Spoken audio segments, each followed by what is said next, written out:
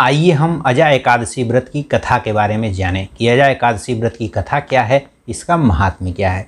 एक बार जब युधिष्ठिर जी भगवान श्री कृष्ण से जब एकादशी व्रत की कथा के बारे में, एकादशी व्रत के महत्व के बारे में जान रहे थे, तो जब सारी कथाओं के बारे में बता रहे थे, तभी भगवान युधिष्ठिर जी ने भगवान श्री कृष्ण से पूछा कि आप हमको भाद्रपद मास के कृष्ण पक्ष में जो एकादशी पड़ती है उसके महात्म्य के भी बारे में बताइए, उसकी कथा के बारे में बताइए।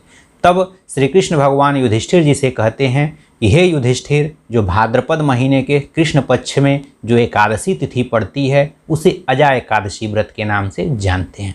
और इस अजा एकादशी व्रत के महत्व के बारे में बताते हुए, इसकी कथा के बारे में बताते हुए श्री कृष्ण जी कहते हैं कि हे युधिष्ठिर, प्राचीन काल में राजा हरिश्चंद्र का नाम सभी लोगों ने सुना होगा कि हरिश्चंद्र बहुत ही सत्यवादी, बहुत ही दानी व्यक्ति थे। उन्हीं की कथा इस अजा एकादशी व्रत से जुड़ी हुई है। श्री कृष्ण जी कहते हैं कि जो भी व्यक्ति इस अजा एकादशी व्रत को ऋषिकेश का पूजन करके और इस व्रत को करता है, उसके सारे पाप नष्ट हो जाते हैं। यह अजा एकादशी व्रत सभी पापों का नाश करने वाला है, इसलिए इस अजा एकादशी व्रत को सभी लोगों को करना चाहिए। श्री कृष्ण जी कहते हैं कि हे युधिष्ठिर, एक बार राजा हरिश्चंद्र अपने पूर्व जन्म के किसी कर्म के कारण उनको एक बार बहुत ही अपनी जो भी धन संपत्ति थी, सभी संपत्ति का उनको दान करना पड़ा। अपना जो भी राजा का पद था उसे त्यागना पड़ा, अपने राज्य का दान करना पड़ा, अपने पुत्र का, अपनी जो पत्नी थी उनको बेचना पड़ा, स्वयं को भी बेचना पड़ा और उन्हें अनेकों प्रकार के दुखों को भोगना पड़ा। राजा हरिश्चंद्र इतना सत्यवादी होते हुए, इतना पुण्यात्मा होते हुए, उन्हें एक चांडाल की दास्ता स्वीकार करनी पड़ी और जो शव स्थान, जो दाह स्थल होते हैं, वहाँ पर जो शवों का कफन जो लेते हैं, वही कफन लेने का काम यह राजा हरिश्चंद्र किया करते थे। वही कफन को राजा हरिश्चंद्र लेते थे। इन सभी कार्यों को करते करते उस राजा हरिश्चंद्र को अनेक वर्ष बीत गए, फिर भी वह राजा थोड़ा भी विचलित नहीं हुए। एक बार की बात है, राजा हरिश्चंद्र अपने दुखों के बारे में, अपने पुण्य कर्मों करने के कारण भी इतने दुखों को झेल रहे थे, तो वह एक दिन बहुत ही सोच रहे थे। सोचते सोचते वह शोक से संतप्त हो गए। उनकी यह दशा देख करके गौतम नामक ऋषि थे, वह ऋषि एक बार उनके समीप गए और समीप जाकर के उनके दुख का कारण पूछा। चूँकि गौतम ऋषि सब जानते थे, फिर भी उनके मुख से वह उनके दुख का कारण जानना चाहते थे। तब उस राजा हरिश्चंद्र ने, जो राजा थे, वहाँ पर चूँकि दास का धर्म निभा रहे थे, तो राजा हरिश्चंद्र ने गौतम ऋषि को अपने सारे दुखों का, अपने जो भी यह कार्य थे उन सभी कार्यों को बताया और कहा कि अगर आप हे ऋषि महात्मन, मैं आपको बारंबार प्रणाम करता हूँ और मेरे दुखों को दूर करने का अगर आप कोई उपाय जानते हो तो कृपा करके हमें ज़रूर बताइए।